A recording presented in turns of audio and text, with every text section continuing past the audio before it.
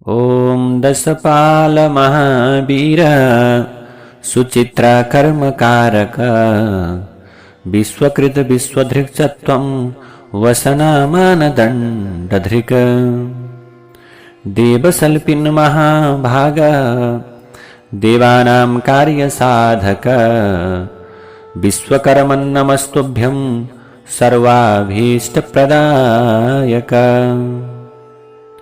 कुनै एक समयमा धर्म क्षेत्रमा धेरै ऋषिहरू सौनकादि 88,000 ऋषिहरू जम्मा हुनुभयो।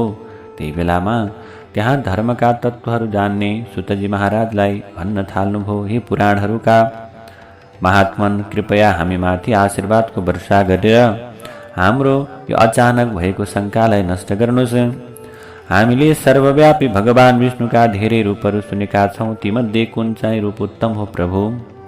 हे महात्मा ऋषि, हजुरहरूले जुन प्रकारले हामीलाई बताइदिनु पर्यो हजुरले भनेर प्रार्थना गरिसके पछाडि अब सुतजी महाराजले भन्नुहुन्छ, हे महात्मा ऋषिहरू, हजुरहरूले विश्वको कल्याणको लागि यो महान प्रश्न सोध्नु भएको छ।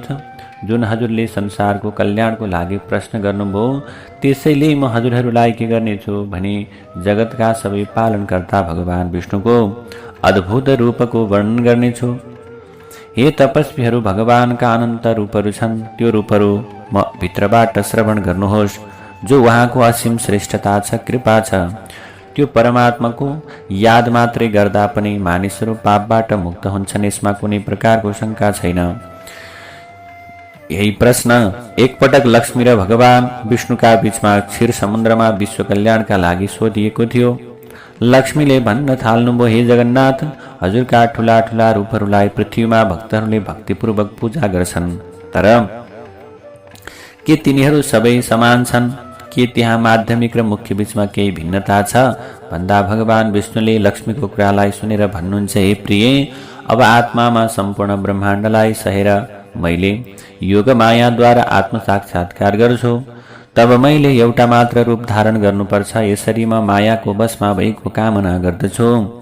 जुन रूपमा मैले जीवहरूको भोगको लागि एक क्षणमा असङ्ख्य ब्रह्मादि लोकादि संसारको सृष्टि गर्दछु, त्यो रूपलाई ध्यानपूर्वक श्रवण गर। हे देवी, म यहाँ विश्वकर्माको स्वरूपलाई धारण गर्छु, जो जताततै के हुन्छन्, धेरै सूर्यको किरणभन्दा पनि उज्यालो छन्, र तिनीहरूभित्र मानव सृजना गर्न चाहने प्रथम पुण्यवान तपस्वी ब्राह्मणको सृजना गर्छु। ब्रह्माको प्रार्थनामा भजन गाउने, ब्रह्माको प्रार्थनामा गुणगान गाउने, ऋग, यजु, साम र अथर्ववेद यो प्रकारको राम्रो उपदेश दिन्छु। त्यसै गरी म शिल्प विद्याको प्रतिपादक अथर्ववेद पनि ब्रह्मालाई दिन्छु। त्यो त्यही वेद हो जसबाट कालीगरहरूले शिल्प निकालेर धेरै कुरा बनाएका छन्। हे देवी, मेरा धेरै धेरै रूपहरूमा यो विश्वकर्मा रूप पनि मुख्य रूप हो। त्यो रूप हो जसबाट सारा संसारमा सृष्टिमा क्षणभरमा संसार जन्मिन्छ। जसले विश्वकर्माको यो दिव्य रूपको अद्भुत रूपको एक क्षणको लागि पनि ध्यान गर्छ, भगवान विश्वकर्माको स्वरूपको भने उसका सबै बाधाहरू नष्ट हुन्छन्। जसले मूर्तिकार श्री विश्वकर्माको दिव्य रूपको ध्यान गर्छ, उसका सबै प्रकारका दुःखहरू नष्ट हुन्छन्। यसरी सुतजी महाराजले बताउन थाल्नुभयो, ऋषिहरू, लक्ष्मीजीलाई आफ्नो दिव्य रूपको वर्णन गरेर आज त्रैलोक्यपति भगवान विष्णु मौन हुनुभयो। ऋषिहरूले फेरि प्रश्न गरे, सबै धर्मका जानकार हे महाराज सुतजी, लक्ष्मी र भगवान विष्णुको यो दिव्य संवाद कसरी थाहा भयो? यसरी भगवान विष्णुले दिव्य विश्वकर्मा स्वरूपको रूपमा संसारमा ख्याति प्राप्त गर्नुभयो र यो रूपलाई संसारले कसरी थाहा पायो प्रभु? भन्दा सुतजी महाराजले भन्नुहुन्छ, हे ऋषिहरू, श्रवण गर्नुहोस्। हे ऋषिवरहरू, सुन्नुहोस्। मनुष्यको काममा दाताको रूपमा मेरो, अथवा भनौँ मनुष्यको कामनालाई पूर्ण गर्नका निम्ति दाताको रूपमा मेरो के छ? त्यो प्रकारको कामना छ, त्यो प्रकारको कृपा छ। अंगिरा नामका महर्षि छन्, जसले हिमालय पर्वतको छेउमा गङ्गाको किनारमा ठुलो तपस्या गर्नुभएको थियो। वर्षायाममा आज के भयो? कुनै छाना बिनाको ठाउँमा बसेर हिउँदमा चिसो पानीमा घाममा गर्मीमा ती अंगिरा ऋषिले तपस्या गर्न थाल्नुभयो। तपस्या गर्दा ती ऋषिहरूको मन प्रसन्न, आज ती ऋषिको मन प्रसन्न भएन र मृग जस्तै यताउता दौडिरहने गर्नुहुन्थ्यो। त्यस बेलामा अचानक आकाशबाट एउटा आवाज आयो कि, हे तपोधन, तिमी धेरै मेहनत गर्छौ, आज निशाबाट भनौँ अथवा निशानाबाट आज चुकेको बाणले कसरी आफ्नो निशानामा छेड्न सक्छ र? त्यो तिम्रो गति हो, तिमी संसारमा द्रुत गतिमा छौ। उत्पत्ति अवस्थाका निर्माता, सबैको मनोकामना पूर्ण गर्ने महान विश्वकर्मा विश्वमा प्रसिद्ध हुनुहुन्छ। उहाँका 5 शिर 10 बाहु महादिव्य रूपलाई सरस्वती र लक्ष्मीले पनि पूजा गर्छन्। तिमी दिनरात अब के गर भने भगवानको ध्यान गर, विश्वकर्माको ध्यान गर। हरिले स्वयं क्षीरसागरमा, क्षीर समुद्रमा यो स्वरूपको उपदेश भगवती लक्ष्मीलाई दिनुभएको थियो। त्यसैले आज के हुनेछ, तिमीले सम्पूर्ण प्रकारको कामलाई छोडेर के गर त भने विश्वकर्माको पूजा गर, विश्वकर्माको व्रत बस। आकाशमा गुन्जिरहेको यो आवाजलाई, त्यो आकाशवाणीलाई सुनेर अंगिरा मुनि अत्यन्तै आश्चर्यमा पर्नुभयो र भगवानको ध्यान गर्न थाल्नुभयो। श्री विश्वकर्माजीको ध्यान गर्दा अर्थसहितको अथर्ववेद शिल्पको ज्ञानको धारक आज के भयो त भने अंगिराको मस्तिष्कमा प्रवेश गर्यो। ती दार्शनिक अंगिरा मुनिले अथर्ववेदको ज्ञानबाट विमान सृष्टि आदि धेरै शिल्पकलाको रस निकाल्नु भएको थियो। श्री विश्वकर्मा भगवानको कृपाले मात्र यो संसार सुखी छ, किनकि उहाँको ज्ञानले नै आवश्यक संसारको निर्माण हुन्छ। त्यो बेलादेखि नै श्री विश्वकर्माजीको महारूप विश्वमा प्रसिद्ध भएको छ।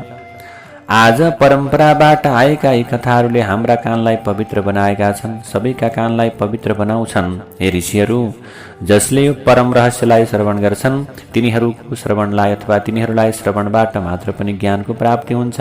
यो महाज्योति स्वरूप हो जो संसारको कल्याण गर्नका निम्ति उत्पन्न भएको हो। अब यसरी कुराहरू सुन्दै सुन्दै जाँदा सौनकादि ऋषिहरूले भन्नुहुन्छ, हे महाराज, हजुरले जो विश्वकर्माको चरित्र सुनाउनु भएको छ यो सुनेर त आज हामी तृप्त हुन सकेनौं, अझ धेरै कुराहरू सुन्नु पर्यो। भनिसके पछाडि आज ऋषिहरूले भन्नुहुन्छ, अहिले पनि श्री विश्वकर्माजीको सच्चरित्र सुन्ने इच्छा हामीलाई बढिरहेको छ। जसरी हावाबाट बारम्बार आगो बढ्दछ, बढ्दै बढ्दै जान्छ, त्यसैगरी हाम्रो मनमा पनि विश्वकर्मा भगवानका अझ धेरै कथा सुन्ने इच्छा भइरहेको छ। सुतजी महाराजले भन्नुहुन्छ, हे ऋषिहरू, एकाग्र मनले हजुरहरू जगत पूज्य सच्चिदानन्द स्वरूप विश्वकर्माजीको दिव्य कथालाई श्रवण गर्नुहोस्। प्राचीन कालमा एउटा प्रमाणगढ नाम गरेका राजा थिए, जसले आफ्ना प्रजालाई बच्चाहरू जस्तै प्रेम गर्दथे अथवा हुर्काउने गर्दथे, आफ्ना सन्तान जस्तै। धर्मका सबै कामहरू के गर्थे, सम्पन्न गर्थे। उनले आफ्नो प्रजालाई प्रेमपूर्वक शासन गर्ने, प्रजालाई दण्डको साथ आज कहिल्यै पनि दमन नगर्ने, गरिबीले पीडित जनताको के गर्ने भने राम्रो प्रकारले सेवा गर्ने। अब उनी ती राजाले के गर्थे, सधैँ प्रजाको उन्नतिको लागि प्रयास गर्थे। आज त्यो राज्यमा कृतघ्न र दुष्टहरू थिएनन्, त्यसैले त्यो राज्य सुखमय थियो। ती राजाको एउटी सुन्दर पत्नी थिइन्, सुन्दर आँखा भएकी सती जस्तै सत्वगुण भएकी गुणी अत्यन्त सुन्दर भार्या थिइन्।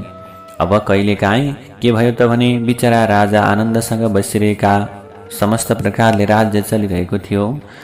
आज के भयो त भने दैवयोगले ती राजाको शरीरमा गम्भीर कुष्ठरोगको उत्पन्न भयो। बारम्बार उपचार गर्दा पनि त्यो रोग शान्त भएन।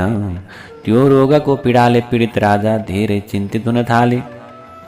अब धर्मबाट पृथ्वीमा लाग्ने महात्माहरूलाई आज के भयो, यस्तो धर्ममा मात्र लाग्ने, यो प्रकारको कर्म गर्ने ती राजालाई यो रोग कसरी लाग्यो त प्रभु त्यस्तो रोग भनेर ऋषिहरूले प्रश्न गर्दा सुतजी महाराजले भन्नुहुन्छ, ऋषिहरू, ती राजाले अघिल्लो जन्ममा स्वार्थले यो संसार अनन्त छ भनेर प्रचार गरे।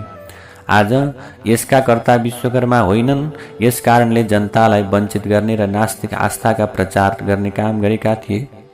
पूर्व जन्ममा यदि कर्म फल दिने विश्वकर्मा परमात्मा हुनुहुन्छ भने परोपकारी पुरुषले मृत्युपछि प्राप्त गरेको वरदानबाट पुण्य कसरी प्राप्त हुन्छ? जब परोपकारीले आफ्नो पुण्यको फल पाउन सक्दैन तब किन कसैले उपकार गर्ने, र जब कसैको उपकार गर्दैनन् भने संसारको विनाश हुन्छ।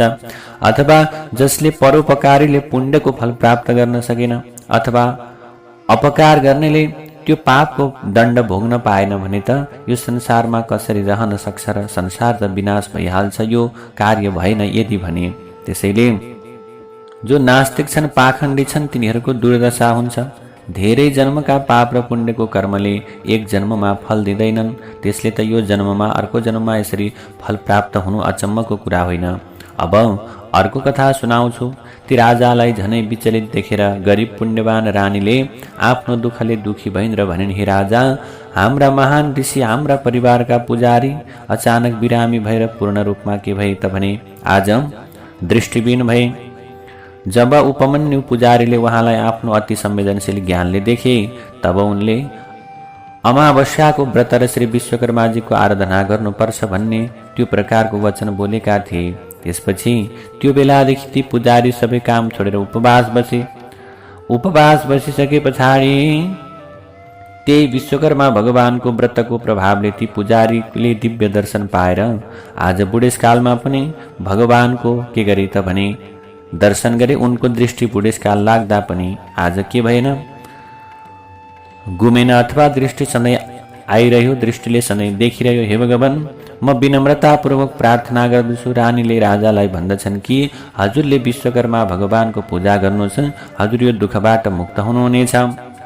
अब यस्तो प्रकारको कुरालाई श्रवण गरिसके पछाडि ती राजाले भन्दछन्, हे प्रिय, तिमीले एकदम निकै सही भन्दैछौ। यो कुरालाई सुनेर मेरो मन निकै प्रसन्न भएको छ।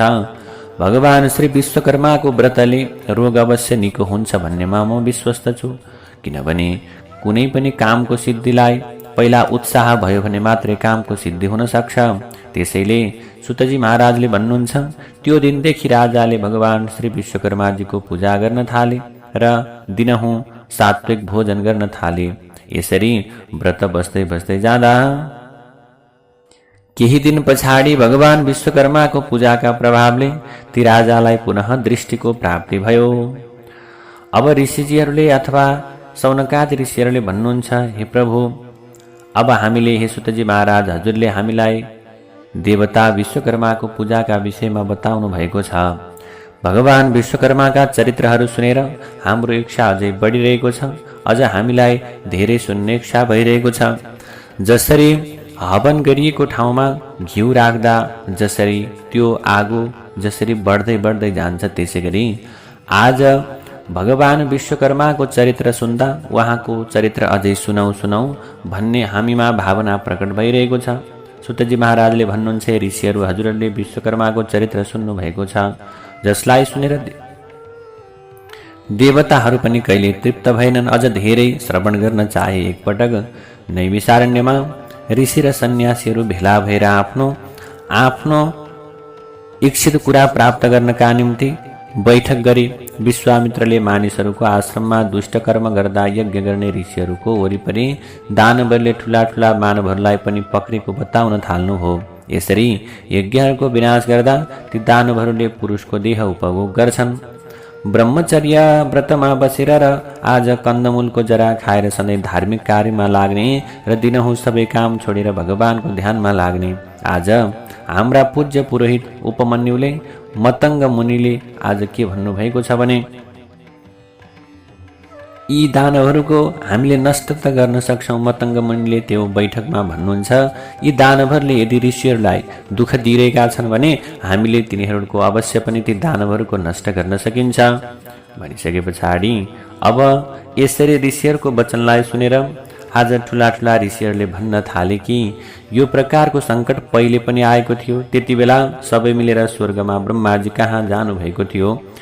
चतुर्भुज ब्रह्माजी आज शान्त भावले ध्यान गर्दै भगवान शिवको तपस्या गरिरहेका ऋषिहरूलाई आज दुःखबाट केवरै मुक्तिको रूपमा भगवान ब्रह्माजीले त्यो प्रकारको आशीर्वाद दिनुभयो र तिनै ब्रह्माजीले सबैका पिता भगवानले यो सबै कुरा आदिदेखि अन्त्यसम्म जान्नुभएको थियो राक्षसहरूको पीडाका विषयमा र दुःखबाट मुक्ति पाउनका लागि भगवान विश्वकर्माको कथा ऋषिहरूलाई ब्रह्माजीले सुनाउनु भएको थियो।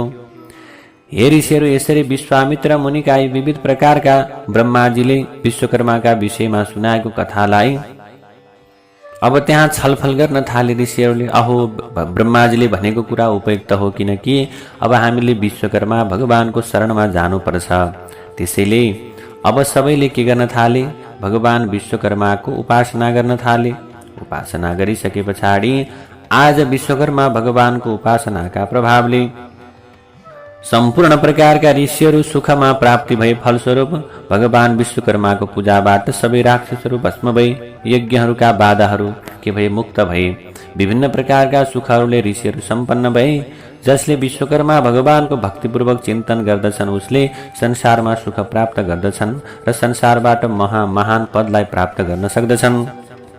अब सुतजी महाराजले बताउँदै जानुभयो, हे ऋषिहरू, अब म हजुरहरूलाई अझ धेरै प्रसिद्ध प्रकारका कथाहरू सुनाउँछु जो विश्वकर्मा भगवानको महिमासँग सम्बन्धित छन्। उज्जैन नाम गरेको शहरमा सबैभन्दा राम्रो धर्महरूलाई पालन गर्ने एकजना धनञ्जय नाम गरेका उदार धनी व्यक्ति थिए।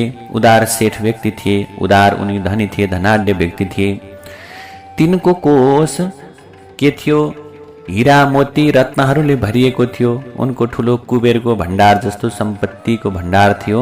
हरेक मानिसले आफ्नो काममा, आफ्नो विवाह व्यवहार अभियोग, विभिन्न प्रकारका रोग सङ्कटमा तिनै आज उनै जो धनी व्यक्ति छन् धनञ्जय, उनैको सम्पत्तिलाई प्रयोग गर्न थाल्दथे। सबैले उनको सम्पत्तिलाई प्रयोग गर्दथे। तर एकपटक के भयो त भने उपकारमा लागेका ती धनाढ्यको सम्पत्ति खत्तम भयो र हिलामा फसेको हात्तीले जसरी पीडा भोग्नुपर्छ त्यसै गरी दुःख भोग्न थाले।